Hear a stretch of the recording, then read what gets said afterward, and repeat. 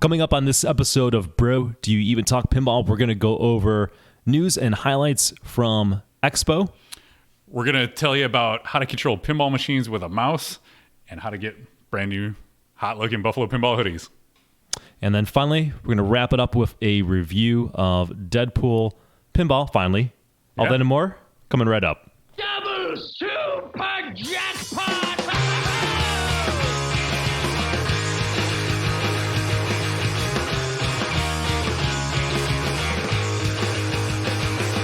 I need a ramp. I need a loop. I want targets I can hit. I need the scoop. I need a double super jackpot in my life. That's right. Well, today's unique place isn't quite a place, but it sure is unique. With competitive gaming on the rise, one group in Buffalo is going back to an old classic. Nate Benson explains as he takes us to a meeting of Buffalo's Pinball League. And now, the Hall & Oates of pinball podcasting, Nick Lane and Kevin Manny of Buffalo Pinball. Whoa, boom shakalaka. Do it again. What's up, pinball players? Welcome to Bro, Do You Even Talk Pinball. This is my favorite pinball podcast. Me Well, too. you. It's Kevin, the best. Kevin likes it too. It's pretty good. Yeah. And hopefully yours as well. It is Thursday, October 24th, 2019. It is. Happy almost Halloween. That's right. This is the podcast where we get older 1 month at a time and talk about pinball. Yeah. Yeah. That's right. You can go back and watch episodes of us streaming and to see how old we're getting. That's right. It's awesome. Thank God there's a record of it. All right. That's us. All right. So how do you want to kick this off? Should we do the usual? With the best way to do it, which everybody waits for. This is your favorite thing every month. That's right. We've got a lot of partners. You know why? Because they love us and we do a good job. We are freaking amazing. That's why. That's right. So We should let's take turns doing the sponsors. all right. Really mix it up. Let's have some fun. Get crazy. Yeah, fuck all you who skipped this. All right. First sponsor, Comet Pinball. Comet Pinball makes LEDs for your pinball machines, and in my humble opinion, the best. Double danger. You can go there right now and pre-order a Buffalo Pinball hoodie because pinball people love pre-orders. You can also pre-order brand new hats. Go to buffalo.ddpinball.com to get right to our stuff. Or if you go to ddpinball.com, you just click the Buffalo Pinball link in the menu. It'll get you your hot swag. And I think it's important to point out because we got new swag there, right? Oh, yeah. That we want to point out there's a coupon to save 15%. That's so right. you'd be crazy not to use it. It works. Here's the surprise. It's Buffalo. Just type Buffalo, save money. There you go. You're welcome. All right, the Mod Couple Pinball, themodcouplepinball.com for your modding needs. I think last time I mentioned I got a bunch of mods for Pirates, and maybe by the end of the year I'll tape them to my game. The end of They're easy installs, and I still haven't done it. Which year? This year? I'm hosting Pinball League in November, so maybe. Ooh. All right. I kind of want the monkey on there. Yeah, you need the monkey on there. Yeah, so we'll see. Flipinoutpinball.com. If you need to buy a pinball machine, you can buy it from Flippin' Out. Joe Baruch asked if we can take 20 minutes to do the sponsor, so we're already going pretty quickly. I apologize. Sorry. We're going to try to slow it down a little bit. Pinside.com. When I first got into pinball back in fall of 2010. Yep. It's a great year. And Pinside was my go-to place to learn all about the hobby. It's provided a wealth of knowledge and also a wide eye-opening experience to the world of adult babies. But it is a fantastic site. So you can buy, sell games, rate games, go on forums, seek advice. Pinside.com. Go to jerseyjackpinball.com for the best pinball machines on the market. Pirates of the Caribbean, Dialed In, Willy Wonka, The Hobbit, and Wizard of Oz. They got so many now, I got to think about it. That's right. We're going to have to stop naming them by name. It's too much. Pinball EDU. Pinball EDU is a charity that is supporting kids with autism by letting them play pinball. There you go. And you can go to pinballraffle.org to not only support the charity, but to get a raffle ticket that will cost you $40, and you can have a 1 in 250 chance of winning a pinball machine. Community Beer Works. If I drank beer, I would drink beer from Community Beer Works. Go to communitybeerworks.com to learn more about Buffalo's biggest no longer nano brewery. And pinball's back there, baby. It is. It's back. All right, Pin Stadium, pinstadium.com. Also with a coupon code. A lot of these folks have coupon codes again, so I don't always mention it. But Pin Stadium is lighting kits for your pinball machine. That what makes these unique and special is that they're not only high quality but controlled by an app you can get for iOS or Android. You can do so much customization with that. Pinstadium.com. Pinball Arcade, if you want to play digital pinball on the go, on your phone, on your iPad, or at home on your video game consoles, check it out, pinballarcade.com.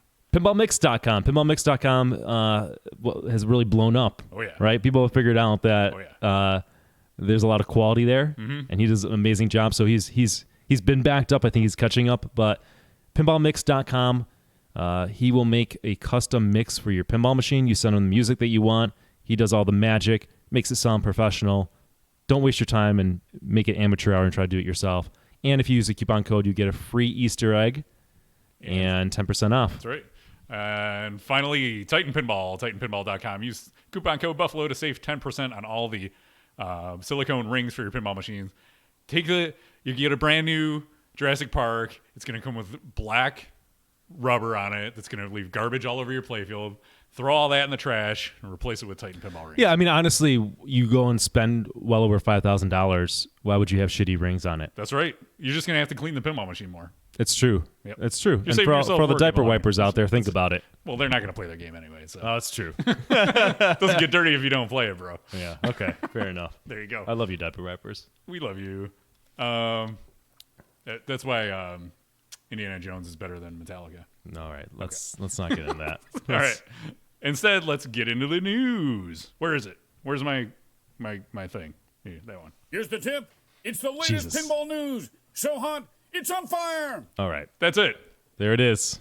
All right. This is what we're kicking out this episode with. This is the hot reveal from Expo. It's Celts from Haggis Pinball. So this is not a homebrew game. This is a game that's going to go into production, and it has a price tag, and you can buy it. Yes. Is that the deal? That is the deal. It's from a new company from Australia, Haggis Pinball. They had their first. This is the first time we're seeing the full machine with art. They had a very early whitewood at TPF, but this is a look at the whole thing. There's the playfield. It's TNA-esque, especially with that upper playfield area, I think. Joe Cherry. Yeah. Oh my God, it is TNA. I mean, it's early solid state, right? I mean, you can say that's TNA-esque, but yeah, that's a good accurate description, I'd say. Joe Chervino on Instagram said it was like Cosmic Carnival without the ramps, and now I can't unsee that. This looks like, if that's a turned around in the center, it looks like the Silver Ball Mania, right? Doesn't it have the horseshoe? Am I thinking that correctly? Yeah. And then the top looks sort of like TNA, maybe. Yeah. I don't think that's the best description. You Yeah, gotta cut me it's some slack, because I'm just sort of looking at it, and this picture has a lot of glare. Yeah. So, are there better pictures out there of this, or this is what we're getting? That's about it. This is what Haggis posted on their Facebook page. What That's where I pulled these from. As soon as I saw the picture of the backlash, what There did you go. I? There's Oh, a- all right, that's a better picture. Okay. It's got a scoop in the middle, just like Cosmic Carnival, and the orbit shots. I mean, and then, there's not much to shoot, right? There's a horseshoe, there's a scoop in the middle, and a couple orbits, and maybe sometimes you could kind of shoot it in the upper playfield. Yeah, I mean, Right. it's probably going to be a brutal game, right? It's solid state-esque, so there's no ramps or anything like that. Right. Single level Which, playfield. there's a market for it if you can build a good one and make it affordable. Yeah. The playfield artwork I kind of like. The backlash looks like The Simpsons or something. Like, Those am I the only characters. one? Yeah, I don't know. It just looked at me from one of the pictures. Yeah, maybe I can see a little. I think more of the side art kind of looks that way a little bit. Yeah. Art's okay. It's Yeah, I like it. colorful and attention grabbing. It's fun. So I like the screen in the middle of the playfield is kind of cool. I think do I have an up close picture? Yeah. Of that? Yeah, right there. So it'll give you like status updates and rules. Yeah. There are modes and things in this game. I saw a video that Straight Down the Middle did, where they talked to one of the designers of the game, and he was saying how there's like a tug of war mode where you have to hit the targets on the side. So it sounds like they're doing some creative things with the rules to kind of bring the most out of this playfield that they can. So we'll see. I want to play it someday. yeah, I think the art's pretty good. Personal preference, I don't like the screens in the middle of the game. I'd rather Really? have artwork. Okay. Yeah, because when I'm playing, all right, so here's the argument. Like when I'm playing, I don't look at it, right? You're watching the ball. You don't have time to read a display. Right. So when do you read the display? When you trap up or it's a ball's being held or whatever. Exactly. Yeah. And what have you been trained to do? What's natural habit? Yeah, look up. Right. So you're going to look up anyways. Yeah. I mean, I guess it depends on how it's implemented, right? Because you could get used to, I could see getting used to just like, as the ball's passing, you just glance past it and be like, oh, I need to hit this shot or whatever, if it's pointing at a shot or whatever. So there's some ways more than just like looking at score or whatever that I could see you getting some use out of doing this. Sure. That's fair. I mean, honestly, maybe if I spend a long time with it, I would be like, oh my God, every game should have this in the center of the playfield. From limited experience playing games like, what's the highway pinball game? The first one. Alien and what's the other one? Full Throttle. Yeah, it's just like might as well not be there, right? It just adds expense to the game, and you're missing out on some artwork. You basically have to retrain your brain to not look up. Right, after playing pinball for so long. And when only one game or a couple games, very few games are like that. I don't know. It's tough. I mean, if every game started to do that, maybe you get used to it, and you're like, you know what? Now that I'm used to it, this makes sense. We should always do it. But whatever. This is a minor sticking point. Yeah. Like I do use like the book on Hobbit. I use that to see where I'm at and what I need to shoot in modes and stuff like that. So I could see it being similar to that. It's not a like differentiating feature where I'm going to be like, oh, it's got a screen in the playfield, I got to buy it, but it could be useful. So in chat, Sergeant Ski makes, I think, a good point, and he says plastic over the screen gets damaged and wears very easy, and this does not look removable. So something to consider. You know, if you're going to do that, it probably makes sense at least to make a removable one so you can polish it off. But it's gonna over time show scratches, show dirt more than a playfield would necessarily. Maybe it's made out of Gorilla Glass like your phone, and it'll never break. Maybe. Okay. Or scratch. Well, so if we jump back here, I do have this. This is the so the pricing is $5,250, and you can customize it. There's a bunch of different trim options you can get. So you can get your name in the back, glass artwork, and all this stuff. What was the price on it? $1,000. It looks like it's hard to tell on this photo. This was the only thing I could find as far as pricing. You can get different trim for $500. You can get a upgraded toy kit for $250, or you can get a topper for $500. So if you want to check it out, go to haggispinball.com and you can check out Celts. That's coming out in November, or you can order in November 2019. It said available in November, so. And that's an Australian? Yeah, company. I think they're building them to order too, so they're not going to have a bunch of them, but if you order it, then they'll build it. Okay. I think that's how it's going to work. So that price is in USD, but I imagine shipping is going to be pretty expensive. Right. But remains to be seen. Yeah. We'll see. Hopefully we get to play one. It was asked in chat if we were at Expo. We were not. Nope. So we're doing this remotely. The remote news. As the news comes out. Exactly. I watched a lot of the pinballnews.com coverage. They posted a lot of the a lot of the seminars and stuff. So, that's where I got a lot of my news from. All right. Moving on. Willy Wonka Collector's Edition, finally officially unveiled. The one that we streamed at the reveal at Midwest Gaming Classic earlier this year was kind of a mix of the CE, the SE, and the LE. So this is finally the final R package is all put together. It's got red trim. It's got slightly different playfield art. It's got Willy Wonka in a circle there. Red habit trails on the playfield, some kind of shiny glossy stuff. It's got custom callouts from the actress that played Veruca Salt. So that's pretty cool. That's a pretty big differentiating feature. And it's got the topper on the top with the Oompa Loompas and the Wonka bar. So that's your Wonka CE. It's a good looking game. I think that's probably the best looking one of all of them, which it should be, right? Yep, if for it's the going to price. be more. It's not cheap. It's $13,000. So, oof. Yeah, the Jersey Jack CEs aren't cheap. No. So you got to really like a game to pay that much money for the rich kids. Exactly. All right. Which is not me. Sorry. No, it's not me. So I'm an LE guy most of the time for JJPs. So okay. Just a lowly LE. All right. So it's got side art blades too. There's some of the side art blades.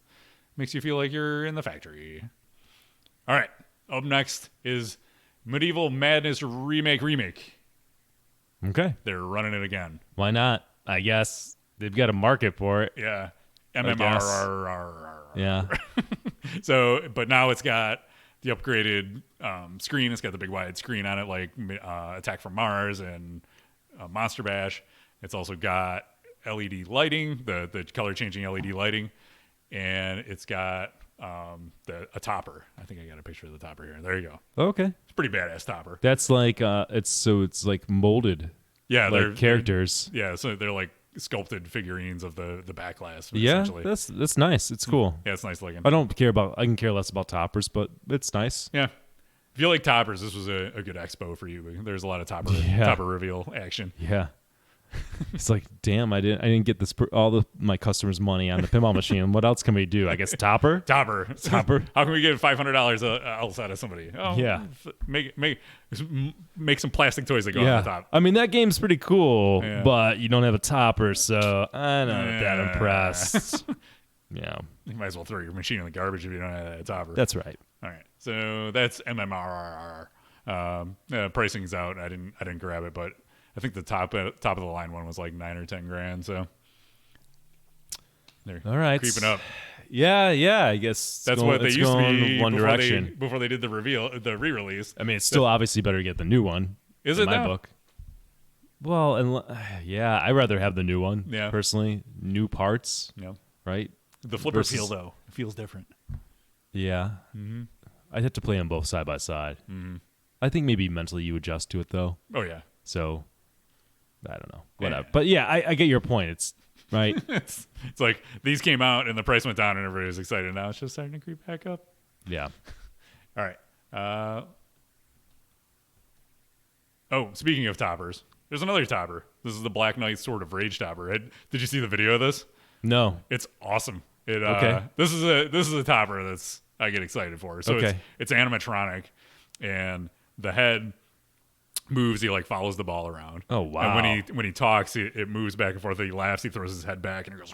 Jesus, Stern. And the lights synchronize with the voice and stuff.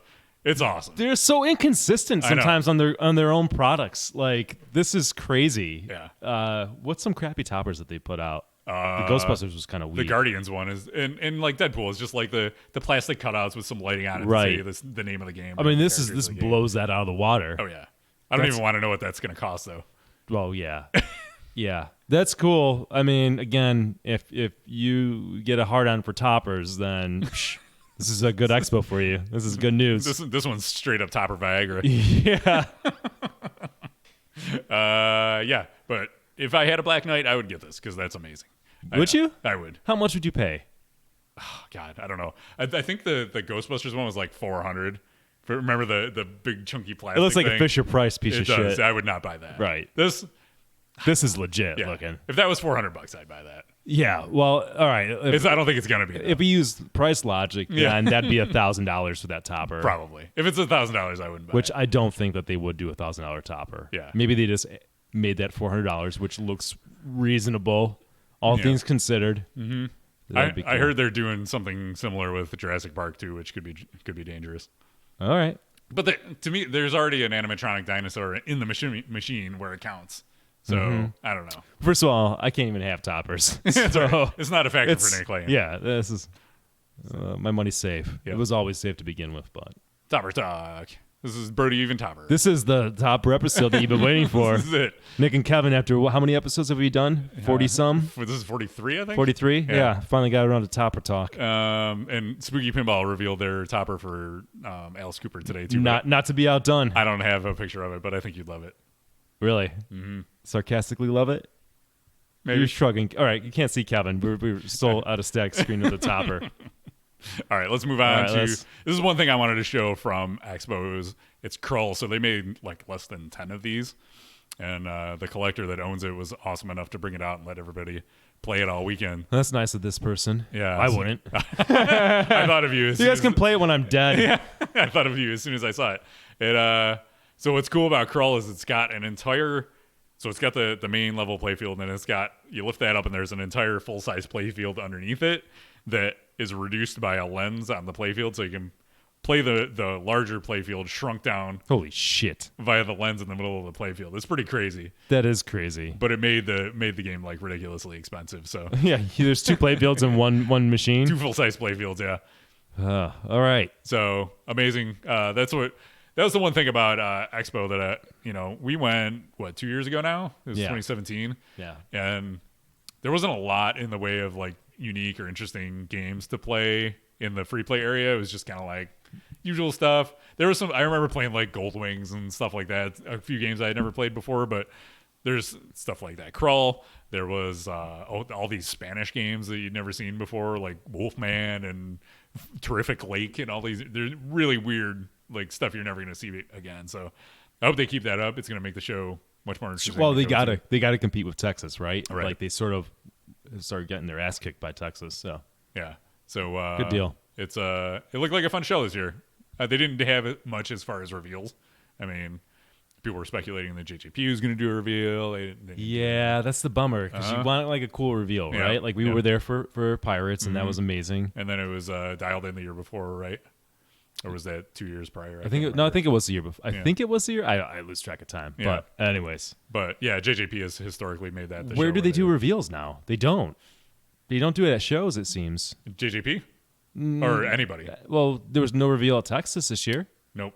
No reveal at Stern Expo. always just does their reveals and then they buy the game. Shows no, I guess, reveals or I don't know. Yeah. I guess if the stars align, sure they would, but. Yeah, I think, there's something to be said for revealing your game in a more controlled environment. Right. On one hand, it's like awesome to be like, everybody at the show gets to play this game right now. And it's hype, and I'm sure the shows love it because then it's like everybody come out and play this game at our show. But otherwise, what's the real benefit there? Well, so as Jabba Rouge in chat said, Wonka was at MGC, and Stern does it through IGN.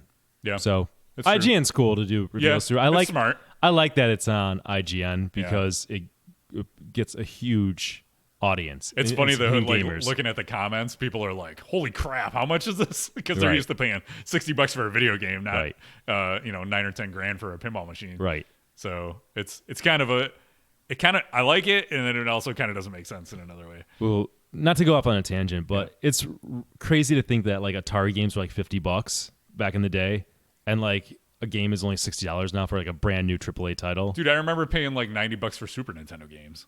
Some were $90. Yeah, like the RPGs and stuff on the bigger cartridges. I didn't. So Yeah, in my mind, like $60, $60 for most games. It's always been that. They're practically free now when you factor in inflation. Yeah, and like you get a game like Red Dead Redemption 2 with like 60 hours of core just storyline gameplay, not to mention everything else.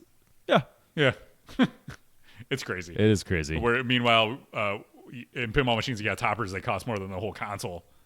Or a color DMD. Seriously, when you put that into perspective, you realize you've sort of lost your mind. And you do mental gymnastics. You're like, well, the pinball machine was $5,600, so $400 for a topper. Yeah. Meanwhile, you're like, well, let's do one more step, and it's more than a console that you're going to keep for 5 years. So and play countless games for dozens and dozens of the toppers. hours. The topper's cool the first night you get it. Yeah. And it's cool when your buddies first see it. Yeah. And then that's it. Then you don't pay attention much anymore. Yeah, I'm sorry. I ruined it. I'm jealous that people have ceilings and disposable income for toppers. You can That's lift your all it is. playfield up by yourself and everything. Yeah. All right. I don't think I have. Well, stuff. All right. I'm gonna go out with the tangent. Stuff your mom hates says now they sell millions of copies versus thousands for video games. So makes sense. Makes sense. I think they were selling millions of like the big like Nintendo games and stuff back in the day. Right. Yeah. Right. There's that too. It was just the cost of manufacturing the cartridges was so much more versus throwing discs out or digital downloads and everything like that now too. So here's the thing. I don't have a photo of it, but we can talk about it. Spooky Pinball is getting in on the fan club game. Okay. They're gonna launch the Spooky Fang Club for Fang, FANG, right? Yeah. Okay. Fang with an N. $35. Keychain, poster, and access to exclusive YouTube content. Sure. Okay. But for $525, wait for it, you can buy future games 2 weeks early with custom armor and a numbered plaque. All right. Not for me. Nope. So I guess they were running. So their policy had been to anybody who had bought a game from them previously got first dibs on the next games. Okay. But now they have like 5 or 6 games. They have like more than 1,000 people who have bought games from them or something like that. So they had to come up with some way to,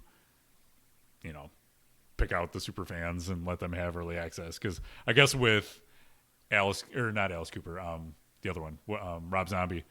They did the LE version. They did like 50 of them, and not everybody got them that wanted them. So this is what they came up with to make that work. So Okay. it's expensive. If it works for them, Yeah. great. Yeah. Great. Yeah. Whatever. Whatever. All right. So to wrap up the overall news, I wanted to talk about this. This is something cool that came up. So Nick's in there too. Nick and I are in a group on Facebook called the Jersey Jack Pinball Fans on Facebook. It's a real exclusive club. Yeah. You got to be a fan, Gotta be a of, fan. of JJP. Yeah. But this was cool. This is from Willem in Belgium. He had a spinal cord injury that prevents him from playing pinball in the traditional way. So he's hooked up his lineup of Jersey Jack pinball games to be played via a mouse. And Nice. I thought this was just an amazing, innovative kind of like feel-good story of like this guy gets to enjoy pinball even though he can't, flap the flappers in the normal way. Right. And I reached out. In this photo, you can kind of see there's a cable coming out of the door or like underneath the cabinet somehow. So somehow he's got it hooked into the PC in there that's making this happen. So Nice. I had That's asked cool. him. He said he was going to post some pictures of how it was hooked up. Okay. This is really cool. And I think Jersey Jack shared this to their main Facebook page today too. So if you want to see more pictures of this, check that out. I thought it was also cool that he found another use for these the lift carts from Harbor Freight. He's actually got his chair on a Harbor Freight lift cart and it's lifted up. So he can get up at eye level to see the Okay. game. Makes sense. Yeah. So it was Cool. an amazing post. That's, Yeah. For all the nonsense in pinball, it's like, all right, here's something. This guy's Exactly. getting it done, enjoying his games, and having a good time. So. There you go. Plus, I'm jealous. Which He's got a Pirate CE. Yeah, It's I'm amazing. looking at that. Speaking of toppers. That's a topper, That's too. a fucking topper. All right. That is a topper where I'm sort of like, man, if I had the space, I might blow some money on a topper. Yeah. Well, in an ideal world. Had to buy the CE for that. I know. Drop I 13 know. grand on I can't do sucker. that. No. All right. All right, let's get into some news about us. Let's talk about us. Spooky Saturday. That's a Saturday. It's going to be a spooky one because we're streaming a marathon of content for you here on Buffalo Pinball right on Twitch. The highlight's going to be Elvira's House of Horrors. We're going to do a Brody Even Pinball show on that. But the schedule is, so the date is October 26, 2019. The time is 11 a.m. to 9 p.m. Eastern from 11 to 1. Skip and Natty is going to be playing some Splatterhouse 1 and 2. That's not a pinball machine, people. So if It's a you're gonna good thing lose- you told people now because, my God. if you tune in at the beginning and you don't see pinball, please just go nuts on Skip and be like, where's the pinball? I can't tell you how brave I am to broadcast things on this channel that's not pinball. The Buffalo pinball, right? Where's the pinball? Some names mean something. Titles mean something. Yeah. Nick's been streaming. We're gonna give a trigger warning before the video streams. That's right. Instead of stream starting soon, it's gonna say trigger warning. Trigger warning. No pinball featured in this video. Non-pinball content ahead. Yeah. Believe it or not, people in the Buffalo Pinball stream team, we enjoy things other than pinball. And believe it or not, we have people who watch this who want to see us partake in other things. Mm-hmm. And we're all gamers, and there's overlap. So, sometimes we like to share that. and if you don't like it, don't watch it. Yeah. Pro tip. Or just leave Nicolene a nasty comment while he's got his helmet on. It's cool. It's cool because I'll respond back That's to right. comments. He'll swear at you probably. It'll be Yeah. great. I'll laugh. All right. From 1 to 3, we're going to revisit Alice Cooper's Nightmare Castle. And what's cool is we've got a first look at some brand new code. So James got new code that we're going to be streaming from 1 to 3 p.m. And we might have some other folks joining us for that as well. And then we're going to throw it to Rudy Soup, who's going to play Johnny Mnemonic. Why is Johnny Mnemonic in a spooky stream? That doesn't even make sense. You know why? Because it's really frightening when that glove breaks. Oh! All the time. It breaks all the time. Rudy got into a fight with somebody on YouTube in the comments section about the glove. It's pretty entertaining. So I enjoyed that. It's pretty good. Go Go to our YouTube review of Johnny Mnemonic if you want to see I don't that. know much about the glove breaking. I would imagine that like it's an old thing, so they probably do break because it's an old mech. But I'm guessing if you totally rebuild it, it's going to be pretty dependable. Yeah, I had mine, and Chris Bucci had rebuilt the glove on it before I got it. Yeah, And which it is probably a pain in the ass to rebuild Yeah, it. I'm maybe. glad he did it, Right. not me. Right. But I never had a problem with it once it was Right. up and running. Right. In a home environment, it's going to be pretty good. Yeah. All right, let's get back to it. So after spooky and scary fast Johnny Mnemonic, is when we're going to do the Elvira House of Horrors Bro Show from 5 to 7 p.m. This is Eastern time, everybody. If you don't know what time zone that is for you, go to google.com. We've gotten way less questions about what time the shows are. Yeah, if not cropped, I know I'm gonna get some people trolling on it or the jinx, but it's been pretty good. Yeah. The first couple years we did this stream, my God. What time zone? Yeah. That's why. No, we would put the time zone. That's the infuriating thing. Be like, well, what time for me? Like, I don't know where you are. I'm sorry. Yeah. All the fucking time zones possible. Every time zone. Yeah. All around the world. Okay. And then bringing it on home is Mixer Tuna. He's going to play Wizard of Oz. That's got the damn haunted forest in it. It is haunted forest. Perfect. It does. So there you go. Spooky Saturday, 11 a.m., 9 p.m. Eastern. I'm looking forward to Elvira's House of Horrors. Yes. Someone in fun. chat asked whose House of Horrors we were going to, and it's Come on, guys, you know this. James's. Yeah. James got all the games. James is an honorary bro. He's our bro benefactor in many ways. Yeah. Yeah, so I'm basically gonna be hanging out there all day because I'm going in to the Alice Cooper stream, and then I'll probably play Jurassic Park LE during the downtime, and then we'll play some more Elvira. I'm hoping that Dr. Ben steps up his game and gets a game that James doesn't have that's new, so we can go stream with him in his bathrobe. That's right. That's only for Big Buck Hunter, I think. We got to go do That a was special. BDH stream. Well, if that's what it takes, we can be there. Yeah, he might be there Saturday, Okay, cool. so maybe he'll wear his bathrobe. What's Skipman says Nick not looking forward to Splatterhouse 1 CCS? What does that mean? Oh, Nick Lane, total arcade streamer hobbyist, revealed right here. Doesn't know what a 1cc is. Everybody laugh at him. He probably doesn't know what RNG is either. RNG is random number generator. Oh, he knows it. 1 CCS, I've never seen anybody use that. That's when credit clears. That's when you get through arcade game on 1 credit. Oh, I don't play old school arcade games, so. Do you know what an extend is? No. No. Okay. What is it? I'm not telling. Okay. Then we won't learn. How can I possibly learn, Kevin? It's an extra guy. When you get an extra guy in an arcade game. That's nerd level stuff. When like I'm gonna have a terminology, I'm not gonna tell anybody. Right. That's pure nerd bullshit. Well, Kevin's old school nerd. What's funny is like we already had a name for it, and then the nerds had to come up with an extra nerdy name for it. I already don't care. Yeah. Excellent. All right, so that's one of 3 Buffalo updates. The next Buffalo update is, holy crap, the hoodies are back. Everybody is always asking, when are you doing hoodies? We want hoodies. Yeah. Well, now is your time. Do not miss it, because if you miss it, you're going to be out of it for like 2 years. Fucking choke you if you ask for a hoodie in December and we're all out of it. Okay? Exactly. Because inevitably it happens. Yep. So we're doing it. So you better order a bunch of them because we get asked all the time. I love the hoodies. All right, it's American Apparel, super comfortable. People ask about size. You could see what kind of frame I am. I wear like a large. Normally I wear like medium stuff. Large fits for American Apparel. It has the patch on it, right? I think these ones are just printed. Just printed? I Okay. like that they're all a little different. So like when what run you got? Yeah. All right, I'm gonna order a backup one. Yeah, me because too. eventually this is gonna wear out. So I'll be in on an order. Yeah, I wear mine a lot. And also we're getting hats for the first time. So these are cool hats. They got the logo patch on the front side or front like corner. Underneath is the skull and cross flippers, double danger. So if you want to show that off, you can. And then it's got some sweet mesh on that back so your head doesn't sweat. All right. Turn now, you must be new. Nick, yeah, if you have children watching, This is not. Yeah. watch on mute. Nick never censors himself. I don't. It's not a child show. All right. On next is the Buffalo Pinball Fall Brawl. Nick, when were you doing a tournament? You guys never run tournaments anymore. Well, now's your time. Yeah, we're doing a tournament. It's coming up not this Saturday, but next Saturday. It's coming right up, so you can come play with the bros, compete against us. I think we're all going to be there in full force, except for Martha. She's in tournament. Yeah, it's for the best. It's going to be our first tournament at Resurgence Brewing on Niagara Street. We got a lineup. I think 7 games are there, including the new Jurassic Park. Oh, baby. What are some other ones? Black Knight, Game of Thrones, 24, Ghostbusters 24, Sopranos, Monopoly, Iron Man. It's actually a really good lineup of games, so I'm looking forward to it.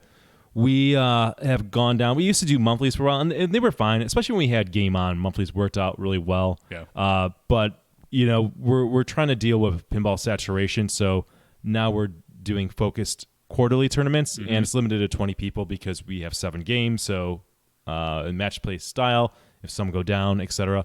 If you want to come, you're listening to this, if you're in driving distance, come join us. You don't have to worry about snow. Knock on wood. Shit, why did I say that? I encourage you to pre-register because there are only 20 spots, so that way you're guaranteed to get in. What is it? It's $20.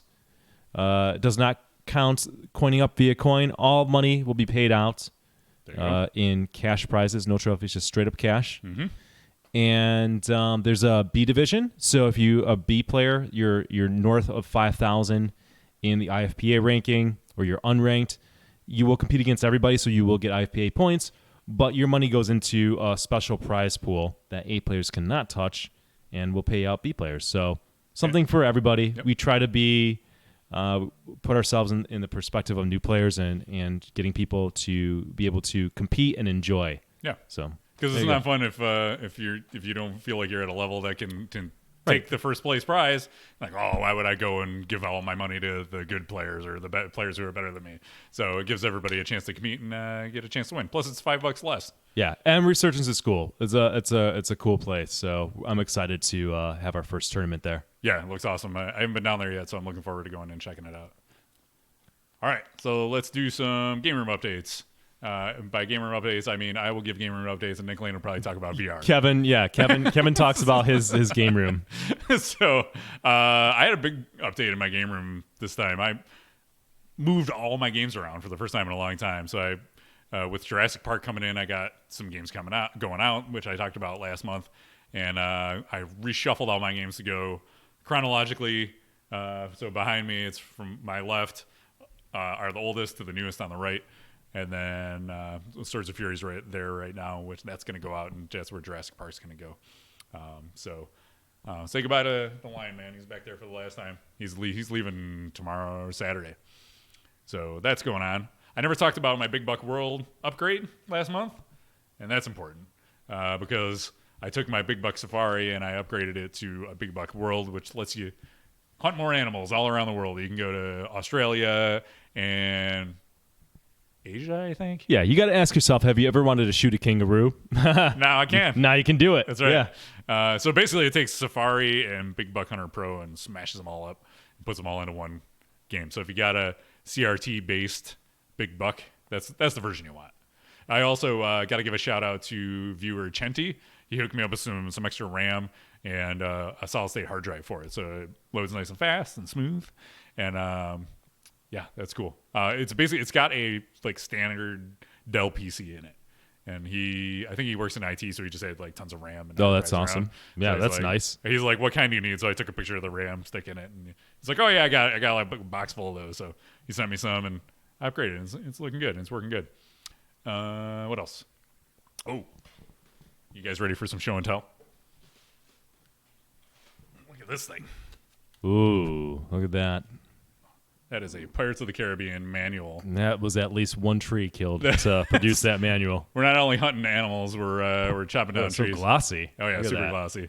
Oh my God. So this is like $100 manual, but they don't mess around. How many pages is this? I don't know. There's 59 plus. So there's over 100 pages in here. It's like a coffee table book. Yeah. It's like a work of art. But it's awesome because it's there's crazy. diagrams of everything you can want. Dude, that's amazing. Yeah. But the best part, holding it upside down. Yeah. Well, I was just kind of giving people a feel. I'll show this part right side up because on page X20, turn to a page X20 in your manual. Look at those sections. Look at those guys. Look at them. They're looking good. Oh damn. Yeah. From the Expo. Buffalo. Revealed. We're looking good. Buffalo representing in the JJP manual. These are $100. You can get them from Chris at Kingpin Games. He's the one who has these. So if you want one, sweet. That's nice that it's nice that there's an option. I've heard people say, "Oh, why doesn't the manual come with the game?" Well, do you want the game to be $100 more? Not everybody wants the manual, right?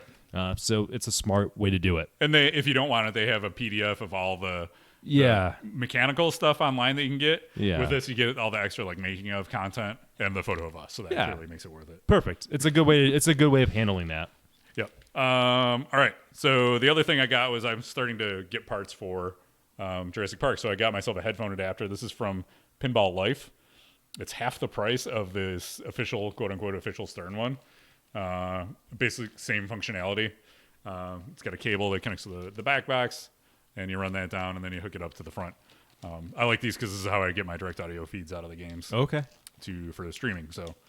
So this is just for headphones, right? You can't adjust the volume of the game, or this is the You volume can of do headphones? either. So you can set it to adjust the game volume only, the headphone volume only, or both, I think is Okay. how it works. So there's an option in the settings once you plug it in that it'll let you adjust that. Attack was asking when you're going to get Jurassic Park. I don't have a date, but they started shipping. Like, people have started receiving them this week, so it'll be any time now, probably a couple weeks. Okay. Yeah. The other thing I got was this nifty little board. This is only going to appeal to the streamer nerds out there, but this is I got a board. Oh, I don't think I can't actually open it yet, but this will let me get direct video feed off of the screen. Because Stern uses LVDS and not standard HDMI, so it takes their signal, converts it to HDMI. So Kevin's not messing around. we're not messing around. I was going to say the F word, but Look at you. It's growth. I'm proud of you. listen, I'm not stopping swearing, but it didn't need to be. Yeah. You can use that. it selectively. But you guys missed out a little bit, though. You did. You know? It is. It's like playing Sopranos about the cursing mode. Who wants to do that? A little less fun. Yeah, a little flavor. less fun. A little less flavor. All right. What else? Attack says it was less fun. Less fun. Stream Gear. Oh, the other thing, Stuff Your Mom Hates. He's been hanging out in chat tonight. Huge shout out to him. Huge shout out. Rich hooked us up. You can't see my rigs down on Adam's Family, so you can't see it in the background. But some awesome new cameras. So if you've been watching the streams I've been doing, I did Adam's Family and Tron with the new rig. And Bro last week. Bro last week. Yeah. Looked amazing. Up in our game, thanks to Stuff Your Mom Hates. Yep. Thank you so much. That's very nice of you to help us out. So. Yep. It's a big difference that all of you get to enjoy thanks to him. So check him out if you want to give him a follow on Twitch. You can do that. Stuff Your Mom Hates. All right. Gameroom Updates. Nick Lane. I got my big buck hunter fixed. Whoa. And I got my playfield protector installed on the top portion of my Jungle Lord. Okay. Which is long overdue. I got a help from a fellow collector. I appreciate that. And the top of the Jungle Lord was just, the paint was like flaking off. Yeah. So I love these playfield protectors. I'm sorry, I don't have the website offhand. Just search for pinball playfield protectors. I think it's come up. playfieldprotectors.com. I think so. I don't want to give the wrong thing out. Yeah. It's based out in Germany, so you'll know you're at the right site.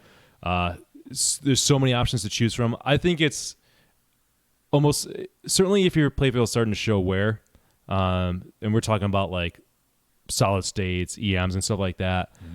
This is like an essential mod or essential upgrade, whatever you want to call it. It's the install is not crazy. Sometimes you got to take the flippers off and the bats and put them back in and stuff.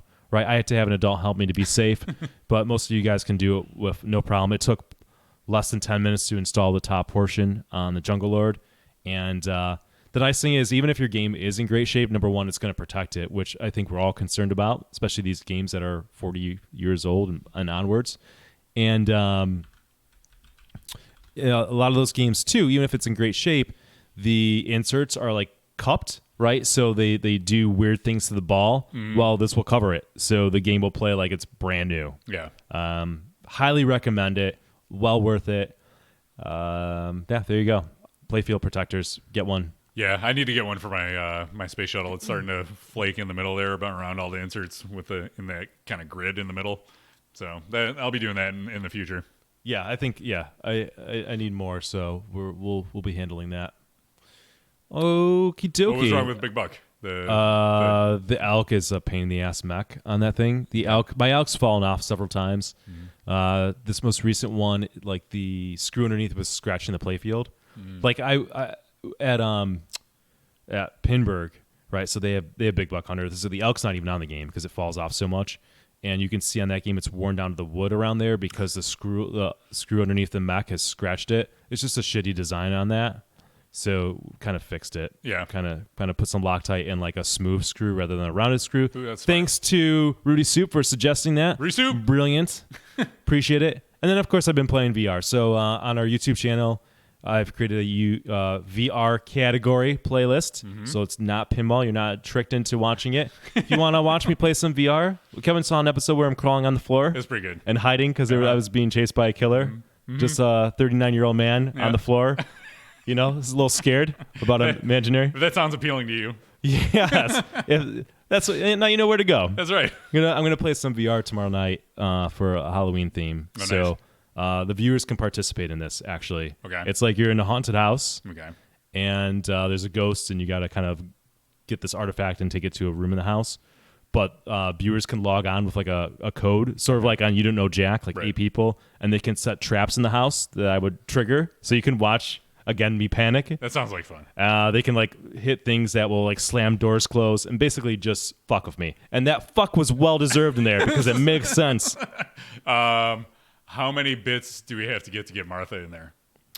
The problem, Martha would play it, but she gets like motion sick, which that's a misnomer about VR. Some people get sick, but you can work past it. She doesn't want to deal with it because she literally got sick because she was doing VR one time. And she's like, I feel woozy. I don't feel well. She was doing like Google Earth. I was like, well, you need to stop. Like if you stop immediately, you'll be okay. And then you kind of go in there the next day and spend more time. And your brain just gets used to it. Your brain thinks it's getting poisoned, right? You build up a tolerance. But she didn't listen to me. And she was loving it because she was like in Spain where she's visited and flying around. Yeah. And then she like fucking puked. And it's like, I told you this would happen. You don't listen. Like, so now she's like, nope. Like VR's like a puke simulator. Yeah, okay. She's scared off. You know? I can't blame her really. I wouldn't. Yeah, if there's a game that I can get Martha in, like a scary game, we'll do that. I want to do another scary game like next week, maybe next Friday or something. I'll find a time where we get some bros. Like I want to see like Jay in there, Jeff Worth. I want to see Jeffrey in there. Like I have got a bunch of like horror kind of games where it's fun to watch your friends in these scenarios just get super creeped out. Yeah, good times. All right. Well, that brings us to the end of our game room updates. So let's get into our review. And let me go in here, and we will go. It's going to be a review time for Deadpool. Wow. Let's go. I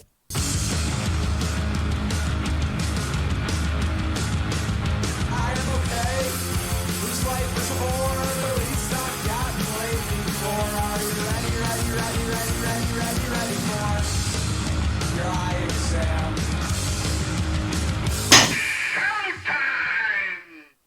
All right, let's talk Deadpool. Thank you, Popa Pinball, for those bits, by the way. Deadpool. This is a Stern game from just last year, 2018. Designed by George Gomez, art by Jeremy Packer, aka Zombie Yeti, software by Mike Kizavat, Tenyo Kleiss, and Wei-Sin Cheng, and then sound by Jerry Thompson and Vince Pontarelli. Pricing MSRPs on this are $59.99 for the Pro, $75.99 for the Premium, and $89.99 for the LE. So let's talk about some art on the Deadpool. Okay. It's great. Yeah.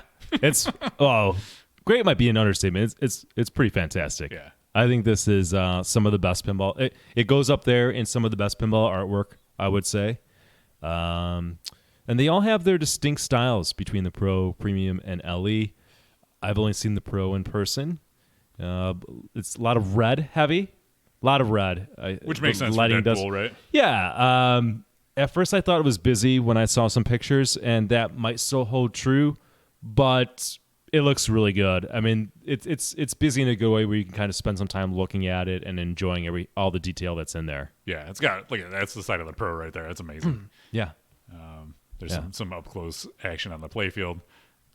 It's got some fun, it's got a ton of packed with art. Yeah. Very Marvel-esque, comic book-esque. Yeah. This is one of those where it's hard for me to imagine the art being better. Yeah. Right. I think there's a lot of games out there where I'm like, I can definitely imagine it being better. This is not one of them. I don't know how you top that. So it's a visually appealing game. We love you, Zombie Yeti. Keep doing pinball art because I love it. And yeah, man, it's great. This is 10 out of 10 artwork in my book. So there you go. Nothing more to say about that. It's great. Yeah. All right. Sound. So on the sound of this, obviously, we'll start with the music, and then we can talk about sound effects and the voices, which are a big part of this, right? Because it is Deadpool. So the music is kind of like a grab bag of musical styles. There's like like country music. You said there's some like ska. There's a ska song during Katana Rama time I noticed yesterday. There's dubstep. Yeah. right? Like it was like just a smattering of musical genres that I guess work. Yeah, it kind of Like works. you know, they put out like they're totally copying TNA because TNA has an awesome soundtrack, and TNA put out cassettes that you can get and like you can download the music and listen to it. Where Stern produced a record for this. Now I don't ever see myself putting this music on and just listening to it. Yeah, it's really weird to listen out of context, I bet. Yeah, not only that, but each individual track is like, okay, fine, it's fine for a pinball machine, but I'm not going to listen to it. Whereas TNA is obviously like good music that I would listen to. Right. So I don't know if Stern gets that, Yeah. but they're just like, oh, this company's putting out They their. put out a cassette, and we're going to do a record. Ha! But it's fine. The music's not bad. It's Yeah. cool. There's variety there. There's like something for everyone. Yeah. I love it during the gameplay. Yeah, it's chat room. I love you guys. chat. Yeah. During the game, it really works. The music, I love the disparate styles, and it really fits this theme because this is supposed to be a humorous kind of theme. Fun, like anti-hero kind of, if you've ever seen the Deadpool movies, they're hilarious in a violent kind of way, if Right. it makes sense. Right. I mean, it's good to point out this is based on the comics and it has nothing to do with the movies. Right. But the same kind of like style and personality of it, I guess. Yeah. Overall, Well, of the I would character. disagree. I mean, like the movies are super violent. Yeah. Whereas this is more cartoony, Yeah. comic book esque. True. Yeah. All right, but yeah, so I like the music. I like the sound effects, or I like the music. I like what they did with it.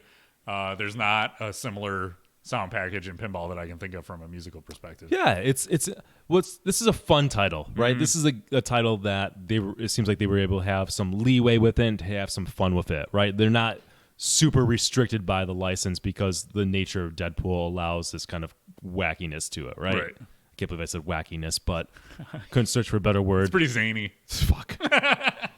All right. There's a word you always You have know what I'm ready. talking about. All Yeah. right. All right. So we talk about Sound the effects. Let's do sound effects. You can do sound effects. So I wanted to just at least touch on the sound effects. Well, first off, because Sabertooth goes "Rawr," right.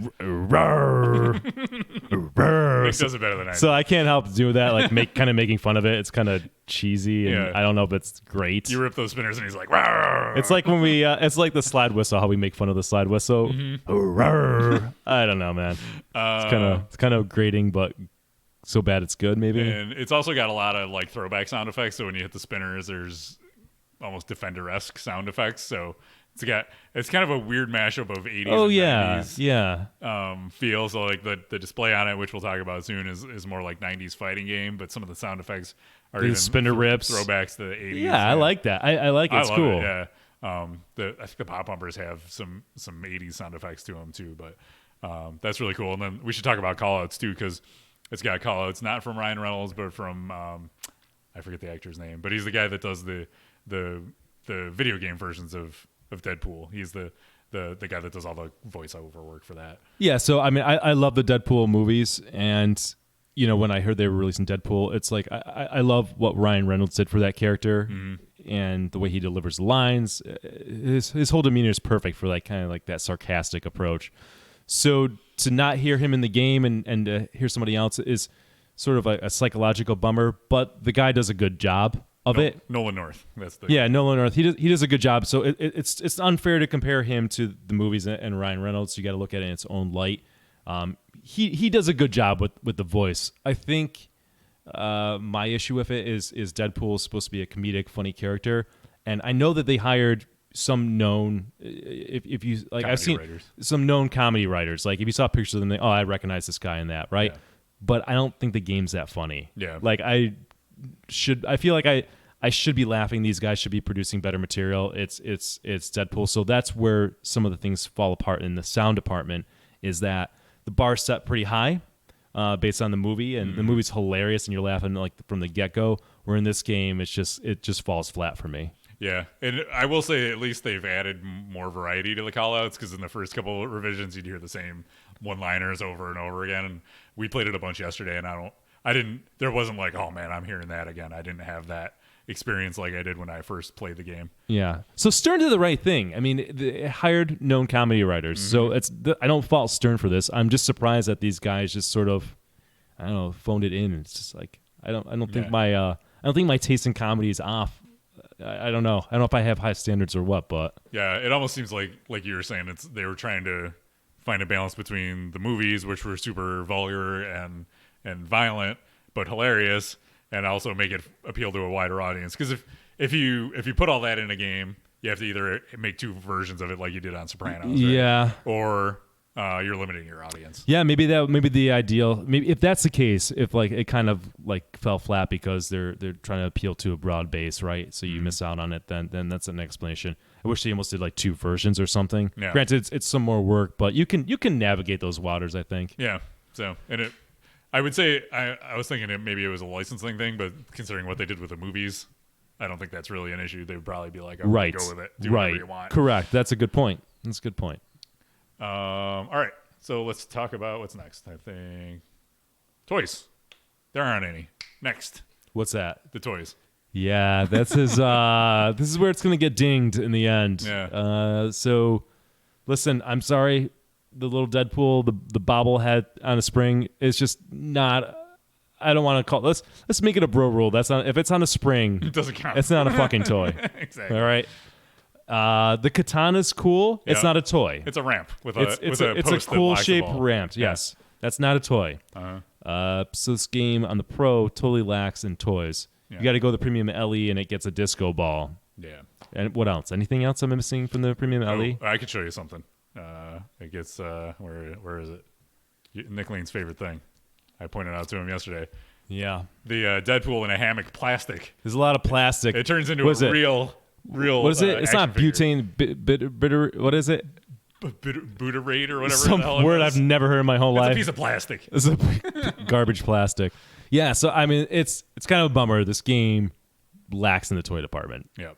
So Which is kind of funny for a superhero game, which should have like action figures, yeah, literally based on toys. yeah. Listen, I don't think games live and die by the toys, right? A game has to be fun. It's got to be a complete package. But come on, come on. There's our bro on a spring. And I find the little Deadpool annoying, anyways, as an idea. The voice is really bad. I feel like the concept of little Deadpool, the voice, like it's not funny. It's there for maybe children, which again is weird because like yeah. This theme is not a kid's theme. it's not. It shouldn't be a kid's theme. So that's where there's like it just doesn't make sense. Yeah. It doesn't have. When I think of toys on a pinball machine, I think of interesting mechanisms that interact with the ball in some way, and there's not anything. It's got many other interesting aspects, but toys is not one of them. Correct. So, little demerit there for you, Deadpool. All right, Yeah. so let's talk about the display and lighting. First, let's talk about the display. The display is fantastic. They went with this like 16-bit art style, like a fighting game almost, like especially when you're in the modes are fighting against an enemy superhero, and it looks like it's like a Mortal Kombat kind of style game, or Street Fighter type of game in 16-bit. Yeah. It's a good way to describe it. Yeah. There is some like weird, I mean, there's like also the art style flips in certain times. Sometimes things are rendered in like 3D. Yeah. I think of like Little Deadpool. Yeah. Which Yeah, is that's weird. bizarre. There's no congruity with the art style. And then sometimes there's like 2D comic scenes, which makes sense. But then you've got the 16-bit scenes. Yeah.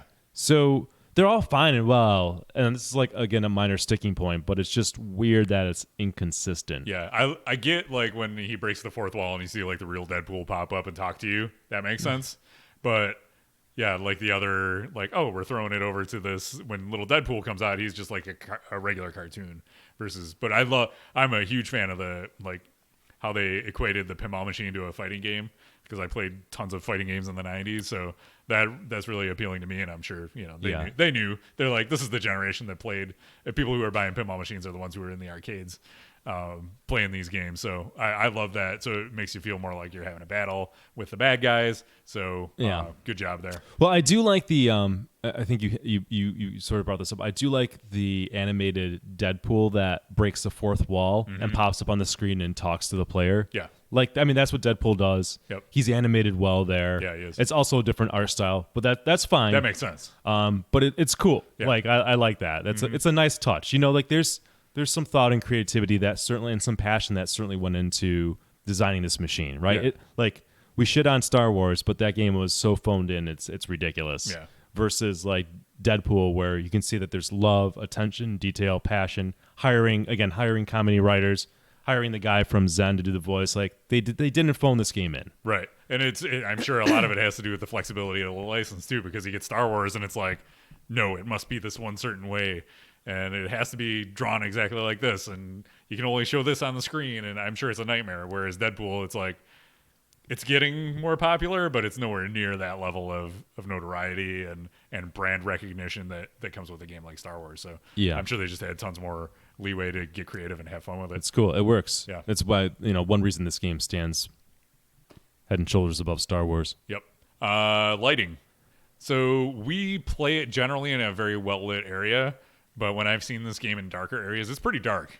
Like the lighting. Oh yeah, we had it when we first got it was at Game On, which is a darker place, and my God, is it dark? Like we would always kind of say, listen, if you get pin stadiums for one game, or if you're getting a Deadpool, make sure you put in an order for pin stadiums because it desperately needs it. Yeah, and one thing you can do at least is Comet has a kit where you can, because a lot of the GI lights are red, which red lights on a red play field is just like too much red. It's hard to see. It looks good. I mean, when it's well lit. Don't get me wrong. I like the look of the game and the lighting. It just needs more. You need more visibility. You need more like actual light on the ball to be able to see it over. Yeah. Because there's so much red on the play field. You need light on it to be able to see it well and track the ball well. You know what? When it comes to lighting, I can't think of any interesting lighting effects that the game does, though. Can you? Like, not really. Nothing stands out. I'm thinking about right now that nothing stands out. We're playing in like, you see how it does that, or like it does that. Yeah. It seems pretty basic. I mean, maybe I'm missing something. Maybe I'm missing the nuances of it. But the disco mode, it does cool lighting effects. So that I almost forgot about that. That's true. That's definitely good lighting effects in that mode. And it's even better on the premium LE with actual disco ball. And stuff. Even the Pro does a good job of that. Yeah. But other than that, I mean, like I like the red lighting, but I don't know if there's any amazing lighting moments. Like moments where it does cool light shows. Yeah, the choreography, right? It's good. You're not saying I don't play it going, it's not doing anything, but there's nothing that makes you go, wow, that was really cool. Aside from the few things that we've mentioned. Yeah. All right, let's talk about gameplay. I think this is an area where the game really stands out. Oh yeah, so this is a George Gomez game, and I tend to like his games. It shoots well. It's an interesting layout. It's nothing crazy well, I should say that there are some interesting things in there. There's a lot of interesting weird things in this. Yeah, sort of like the turnaround Under the ramp. Yeah, under the ramp turnaround. The lock shot. It's sort of like the Avengers thing, that Widow shot, but it goes up and around. It feels amazing when you make it. And it's not even an entire ramp. It's a little curve that you hit that shoots it up a ramp. So you're not even like shooting a ramp. You're shooting a shot that feeds to a ramp. That's really cool. The lock shot on that's really cool. Yeah. I dig it. George is good at making the ball do interesting things on that with ramps. I would definitely say. What's really satisfying is that when you do a super skill shot, and the ball wraps all the way around the playfield, and you hit it on the fly up that lock shot, it feels pretty amazing. Yeah. It's like the fast cast almost on Fishtails, but even way more impressive, right? So think that. Sometimes we were playing last night, and I was hitting the lock shot, and you got to kind of hit it perfectly, or it won't always go up in that ramp. But that's not an issue or problem to me. I can see somebody playing that game and get frustrated or saying this is a design flaw or something like that. I'm okay with the way it is because I think otherwise you would maybe spam that shot all day for locks. So it's a good risk-reward shot. I think it's fair the way it behaves. It adds some randomness to it. You just got to be super perfect with it or it's not going to go up all the way. In my book, not an issue. I can appreciate an argument from somebody who doesn't like that. Yeah. Though. It definitely depends on the specific game you're playing though too, because I've played the one that we played at Barrel Factory last night. I feel like it's a little harder to hit that shot, and other ones I've played where it's much easier. So dude, it's slowly gonna make how the game's set up, right? Yep, how it's set up, how that tiny little turnaround thing is tweaked and installed from the factory. All those little things are gonna matter. So it's going to be one of those things where it depends on the game you're playing. I like the left ramp. It makes me think of the Johnny Mnemonic left ramp. Yep. Love that. I love like the back and forth, getting the katana mode going. Yep. It's a good shot. So the shot up the middle is interesting. It's not a basic up the middle shot. You gotta kind of trap up and think about it. It's hard to hit on the fly. Yeah, it's tough. I like it. So this game has you doing different things. You can get into a flow, but then there's times where you need to trap up and really think about a shot. Yep. And they're like the ricochet stuff you have to hit, like the snick target to get the 2x playfield. It's kind of like you have to bounce it off of something or like hit that and shoot it up the ramp. Right. It's really cool ways that the ball interacts. It's like that old school philosophy of some stern old school games where you can't actually shoot a shot. You got to have some luck, like I think a Sea Witch and some of the targets back there. Yep. You can't just shoot it. You got to get up by the pom bumpers and hope it goes into that. I'm okay with some of that in the game as long as the code makes sense with it. Right. But it just makes this game interesting. Yeah. It's not like, oh, this game is just like that game and I've played this before and I can do my sleep. Like, no, you got to put some thought into it, and I feel like there's something there for everybody. If you want to play it and stop and go, you can. If you're a flow player, you can definitely do flow as well. Yeah, the orbits feel great on this game. Yeah. It's a really good design. I think it's one of his best designs, to be honest. Look, obviously he's done some fantastic fan layouts, and they're just going to be great. But for a non kind of traditional fan layout, I think this stands up there as one of his best. Yeah, he's done some interesting things with the playfield. All right, let's talk about the gameplay or the rules. So from the physical layout to what happens when you shoot the machine. So I don't know. It's a guy. When it first came out, I think it was really lacking in this area, but it's really come a long way. Yeah. We almost haven't played the game. There was almost a 6-month gap between when you and I first got, because we got it almost right when it came out on location. It was missing things, and now we've resumed playing it again, and it feels complete. It's not like I own the game and I can pick apart all the nuances where it falls apart, but. Right. Playing enough games on it, it feels good. It feels complete. The rules have you battling enemy superheroes. Again, I'm progressing that way. But what I really like about this game, and I think all games need to do this in a way, is it avoids being a linear game. Because first of all, you can choose what superheroes you fight. But before you go into a battle against the enemy superheroes, you can get the good superheroes to join your team. Right. Like if you hit the Dazzler shot a number of times, she joins your team for the next fight. Which means that she gives more time in a mode. And also, if you hit her shot, she does more damage and points. I think Colossus might be more damage to the enemy. Domino, I think, is maybe I might be getting these wrong, but the concept's there. Domino, if you recruit Domino for the fight, you'll get double the points. So you're like, oh, how did I get all those points for defeating that hero? I was like, well, I collected that superhero. So it's you've got, as a player, you make a decision. Do you start the battle and just go through and try to get through the game quickly, right? I mean, there's less shots involved. Or do you try to maximize your points and get some help in fighting the battles against the enemy superheroes? I love that. Yeah. That's smart, because there's not a ton of modes in the game, but it's open-ended in terms of the way you want to approach it and the strategy you want to employ. The best games make you think about what you want to do next, aside from just being I have to do this next because this is what you do. There's only one way to approach this. It's I like that they've gone through and they've added, so it's got the 3 main modes plus the 2 quests. So you look at that surface level, it's there's not that much to do in this, but then there's Disco Multi-Ball and Mech Suit Multi-Ball and all these things that they've added. One thing that I did yesterday that I thought was really cool was I was able to stack.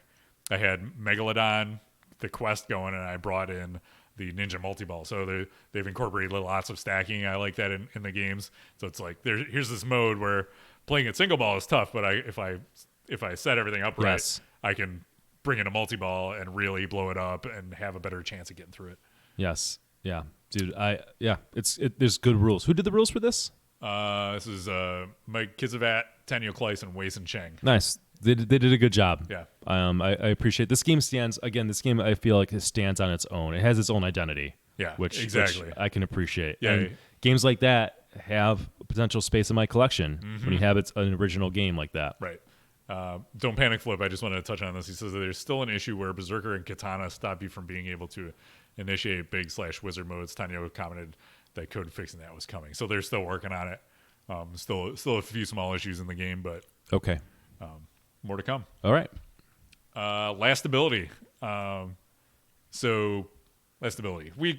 It's hard to say. It's hard to talk about lastability when you don't have a game in your collection, I think. Yeah, some games you play and like Monsters is absolute trash when you get to the wizard mode of like your third game and you're like, okay, it has no lastability. This, again, let's get your point. We don't have it in our collection, so it's hard to say. But I think what lends to the lastability is the multiple approaches to the game, right? And I played a number of times. I haven't gotten to the end wizard mode and stuff like that, especially with the newer code. So that helps, Yeah. As I was playing it yesterday, I got like 2 of the 3 main fights done, but I didn't quite get the third one done. And I got 1 or 2 of one of the 2 quests done, so it wasn't like I was just blowing through the whole game. There was still that little like, ooh, I could have done this or I could have done that. So I didn't find myself blowing right through the game. I had a couple 100 million point games, so I had some decent games. I got to see a lot of it, but there was still more to do, and to me that speaks to the lastability of the game. Yeah. Awesome. All right, let's go to our where is it? We want to go to the website and go like this and interact, and we're gonna scroll down and we're gonna give you our score key. It's which we had a good question about scoring, which we'll talk later in the podcast. So stay tuned for that. Q&A is coming up after this, but Yeah. Our score key is from 0 to 2 is a burn it, 3 to 5 is an inexpensive night late, 6 to 8 is a solid game, and 9 to 10 get your dang wallets out and buy it. Nick Lane, I went first last time. You go first. Yeah, happy to go. So this game is an 8.5 for me. It has crossed my mind that, hey, maybe it would be nice to have a Deadpool in my collection. If I can convince Martha. Yeah. I gotta like work on maybe splitting one or something like that. Yeah. But I do enjoy it. I think what keeps it from hitting that 9, where we go into our buy it mode, like almost automatically, everybody get your wallets out, is there are things it could do better. As mentioned, it's just really lackluster in the toy department. Borderline, maybe not even borderline, just disappointing. Yeah. I expect more from even a pro. And again, a game like Deadpool, I have high hopes for some good chuckles, some good humor, and it kind of falls flat. It's not terrible. It just doesn't live up to the potential that it could. Yeah. But other than that, it's fun to shoot. It looks great. And I think there's good rules in it. And what we mentioned on it, and one of the most important things is it stands on its own. It's not a copy of another game. So, yeah, 8.5. Yeah, as I was playing it yesterday, I'm like, ooh, I kind of want one of these. And I was like, well, I got Jurassic Park coming, so I should. You get Jurassic Park, and I should get Deadpool, and that's a good. That's what friends do. That's right. We coordinate these things. That's right. You'll help me move in the basement? Hell yeah. Okay. All right. There you go. It's on record. There you go. You got that, Martha? Yeah. So as I was like, I want this game. It's great. I'm having a blast playing it, but I just can't quite pull the trigger. So to me, it's an 8. Top end of the solid games. Yeah. Checks almost all of the boxes. You're going to have a blast playing this, whether it's on location or in your home. But for me, I'm holding back from it a little bit. I don't know. I think the main thing that, like, looking at the game is the 5 like main modes. I'm like, I wonder how long I would play this before I got sick of playing those modes. You're 100% correct, and I have that same feeling. Right? I question and you go back to lastability. I question the lastability because of those modes. Mm-hmm. Is that enough? Yeah. Right. The game does have you through those modes, and the there's ancillary modes like katana mode and stuff like that. So there is more things in there, and the game does at least have you utilizing the entire playfield. Yep. If you think about all the shots that are in play, mm-hmm. But yeah, do those modes get a little boring because there's 5, not including like the mini wizard mode and stuff like that. So yeah, I don't know. I guess I'll have to buy it and figure out. Yeah. Maybe we'll see. All right, we'll see. We'll see. If Martha was motivated, I'd make it happen. I'd split it. I like it. All right, so that's your review of Deadpool. Thanks for listening. All right, let's get into Q&A time. So we haven't done Q&A in a while, but I actually threw it out there this time to see if anybody had questions for us, and we got a couple. So the first one comes from Steven Haberman. He says, you guys recently ran a survey on Twitter about growth or activity of pinball to your followers. What did you hear? Is pinball growing everywhere? Is it steady or diminishing? So Nick and I are always talking about, tournament turnout. How do we reach new players? How do we expand the player base in our local area? And, we have the fall brawl coming out, and people have not been beating down our doors to register for this tournament, even though we haven't been running as many. So to me, it's like, I wonder if, everybody got in, or most people got in, 5 to 8 years ago when this kind of like second wave or new wave of pinball was coming through, and everybody was all hyped and things were growing. And then folks kind of saw, they're like, it was fun, but I've had enough. I'm off throwing axes, or I'm bowling, or I found something else to spend my leisure time doing. Maybe I was curious, so I started asking people, right? Yeah, and I would also, before we get to the kind of results behind that. So one belief that I had, and I'm absolutely shocked by this. So when we started doing Buffalo Pinball, there was really absolutely no place to play pinball. Right. We started in 2013. There's just pretty much nothing. I got into collecting in January 2011, right? No place to play pinball. So when we started like the leagues and I had a tournament in my house, like we would sell out like a tournament in a house like within hours. Mm-hmm. We're talking like 25, even 30 people sometimes, just sold out. Tournaments were like packed. Well, granted at the time, other cities in the area didn't have, or like other cities in upstate New York didn't have that. So people would drive from Syracuse and Rochester. I mean, even just Albany. Like if you were remotely interested in pinball, you would come and play in this. Well, because of the growth, there's some saturation. Now all these cities have multiple tournaments and there's places to play and et cetera. But my one belief was that when pinball started popping up and we started putting machines out in locations, right? Suddenly people have access to play pinball and they know pinball. Like more people are going to join our league. More people are going to come out to tournaments. That has absolutely not happened at all. Nope. No one else has started up like a league or anything at like Masuda Chow, right? Like nobody comes out. Yep. I'm blown away by that. So I would have bet a lot of money that we would have gotten people who are just getting into it because they now have access to it. Yeah, and I don't know if it's an intimidation factor where people just like to play leisurely and they don't want to like get into competitive play. They're like, well, I'm not good enough. They hear league or tournament and they get intimidated and they don't want to be a part of it. But I don't know. We've talked about it before, like how like I got introduced to it by hanging out with you, and we went to a tournament, and the first tournament I just kind of stood back and watched, and then I was like, oh, next time I want to do that. I want to try playing. So it's very much a one-on-one, bring a friend to an event, introduce them to tournament pinball, kind of help them through. So it's a very grassroots, very organic kind of thing. It is 100%. You got to like take your buddy and like let's do this pinball tournament and just really engage the person. Mm-hmm. Like that's what I've seen that works. We have pretty good retention. Yeah. When people come, like our retention's good. It's just getting new people to come in. Now, one caveat to that is our pinball team league is strong. Pinball team league is, I think, where it's at. Like, if you can develop that in your area, I'd highly recommend it. That's a lower barrier of entry because people do bowling leagues. Think about this: bowling leagues are a thing in Buffalo, I guess, right? Not my thing or yours, but a lot of people will do bowling leagues. But if there was like a solo bowling tournament where you just entered as a solo player, I mean, how many people are doing that, right? Versus everybody does like maybe their work has a bowling league, so that works for pinball. That's going strong. Yeah. Okay. So Kevin's going to get to. We got to find where I asked the question, and I'll read some of the responses, so I don't have to just speculate. Yeah, the one in L.A. was kind of eye opening. If you want to highlight that one. Yeah, I got to find it. We got pretty good response. Yeah, that's right there. Right here. Coop Graphics. Coop Graphics on Twitter. He said, Los Angeles County has a population of around 10 million, yet we only have about a half a dozen places to play that are suitable to host a league, and only half of those locations will do IFPA. Player count and skill is growing, but short supply of locations. So there, it's like they have people who want to play, but despite 10 million people, they don't have the locations to accommodate. Right. So right. That was surprising to me.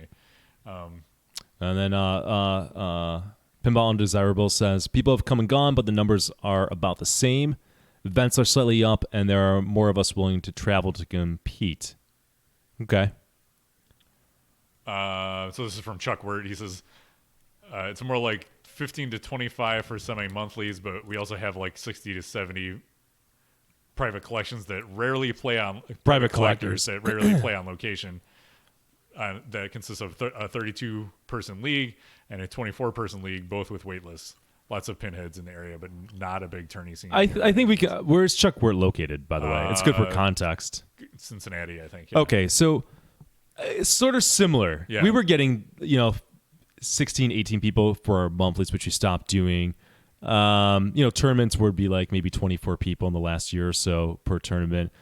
Our home league has been sold out every single year since we've done it, and we're maxed out at 26 people. So that's certainly going strong.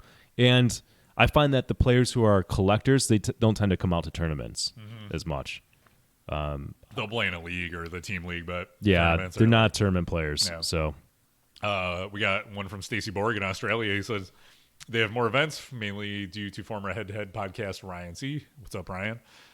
More players overall, but still getting about 20 to 35 people per event, depending on the weather, sometimes less, but overall definitely an expanded scene over the last couple of years. So they're still in growth mode, but it's not explosive, right? Right. And it's interesting to get perspective from around the world, too. Well, think about us, too. I mean, we've had numerous we have articles in the paper, magazine publications, news stations have come out many times. People just don't. Some like unknown just doesn't come out for a pinball tournament. Yeah. We've had, I remember like a game on, we had somebody saw like a posting I put up on an event calendar or something. He came out and he was just totally confused.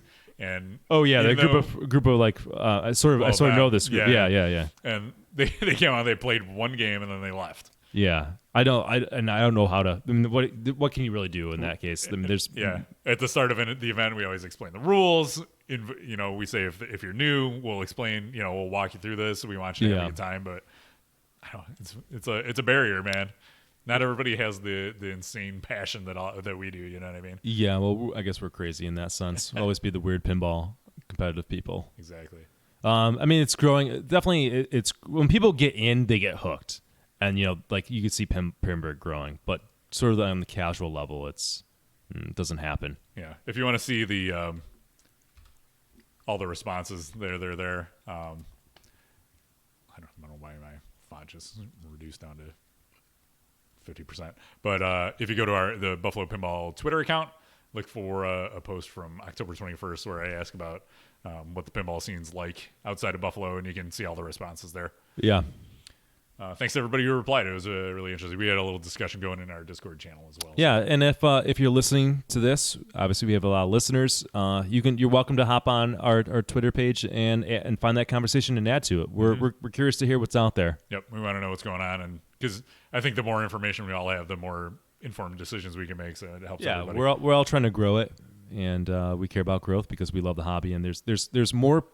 There's plenty more people out there that have yet to discover the joy of pinball, and certainly there is joy in competitive pinball for a certain group of people. So we're trying to reach those folks. Right, exactly. So, all right. So this gets us to our next question. Our next person who submitted a question, he actually submitted two. It's from Proco. He watches us on YouTube. What's up, Proco? He says... and he does... well, shout out to Proco because he helps timestamp things. Yeah, he does. We don't do that. He does that. Mm-hmm. So... he's helping all you folks who watch us on YouTube, so thank you, Proco. So if you want to skip past the ads, Proco's there for you. All right, so he says, this is a question for Nagy. He asks, as an operator, do you usually change any settings on new inbox games when putting them on location? And also, do games earn more if they are set easier? The context for this was Jersey Jack added a street play setting for Wonka that simplifies the rules for casual players. So here's what we do. We increase the ball save time. I think almost like 10 or 15 seconds even.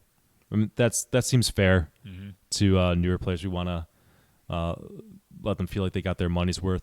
We don't change any settings to make it easier. We don't change game settings like that other than the ball save.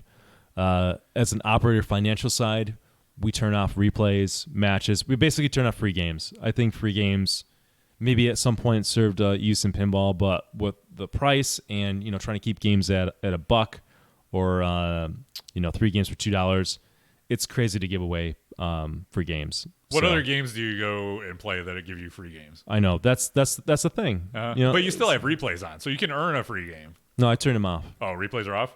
Mm-hmm. Okay. If they're on, that's a mistake. Okay. All right, fair enough. Well, it's even more damaging to have replays on. At least matches might be like 10%. So Right. matches are just universal. What ends up happening is that we have obviously a community of pinball players who are good. So if they go to a place like Masuda Chow's where there's just people who are just super casual newbies, they don't really understand pinball. You get somebody who drives down there, like from our group, and they'll play for free all night, Yeah. which doesn't, it doesn't help anything. It doesn't. We got to make money on this, and the business has to make money. Right. Otherwise, there's no pinball. So people might say, "Oh, there's no match, there's no replay." It's like, well, listen, do you want your free game or do you want pinball to be on location and pinball that's clean and working? So that's it. Yep, it seems fair to me. All right, so the second question was he says, I looked at your past ratings and your average rating for a game is 7.6. So if you go on the Buffalo Pinball page, click the podcast tab at the top, you'll see all the past scores we've given to all the dozens of games that we have reviewed. It says your average rating for a game is 7.6. The lowest is a 3, the second lowest is a 5, and the highest is a 9.5. Do you feel these scores are still on a good scale, with the average game being a better than normal solid game, and anything playable but not that fun is at least a 5? I think, if your average game is 7.6, I think that's in a good space. And when you think about it, think about pinball in general. Most pinball is pretty good, right? At least, the modern games that come out. Yeah. Which is mostly what we review. Most pinball is pretty fun. So they're going to fall into that pretty fun category. It's going to be a bell curve. You're going to have most of them in here. Then you're going to have your outliers on the outsides, the bad games down here, the really great games over here. So I'm perfectly fine with it. I'm okay with it too. And I was talking to Kevin before the show. Like, I think of the 1 to 10 rating system, like from what GameSpot uses. And now, listen, I don't know what GameSpot's doing these days, but I grew up reading that, the last 15, 20 years or so, how many they've been doing it. And most of the stuff is probably a 7.6 on that. Like, most of the stuff is probably in that range, right? Most things that get released are pretty solid, right? You're going to get these turds. You're going to get a disaster, both in video games and in pinball. And I think also we tend to, like you said, review newer games, and most of the newer games are pretty solid. We could definitely skew the average or do different things, like going after games like Popeye, right? I mean, or Street Fighter 2. And look, we're gonna give out shitty scores for that. There's no ifs, ands, or buts. And we could seek out that. But I think part of what we're trying to do in our reviews is highlight games that are either popular or the games that we think are good. So then that's when it gets into the nuance of, like, in the 7.5 to like 9 or something, right? And you see a lot of our reviews coming there. Is the system perfect? No. Kevin and I are not pulling out Excel sheets and breaking everything down and kind of up at night. So, I'm sure it could be done a little bit better. And then also everybody has their own kind of subjective spin on a 1 to 10 scale. I think the best thing I can do when you listen or watch our reviews is, after you see a bunch of them and how we review the games, you sort of adjust to our style of reviewing, and you know what a 8.5 means versus a 6.5 from Nick and Kevin, right? Right. Because we bring a tournament play perspective to it that you might not, or we value certain things in a game that you just don't care about. Yeah. But Pinball Howard says we review some turds. So next for Patreon and we'll put in Discord. Next month. You're gonna get a turd. All right. You're gonna get a turd. Everybody jump in Discord.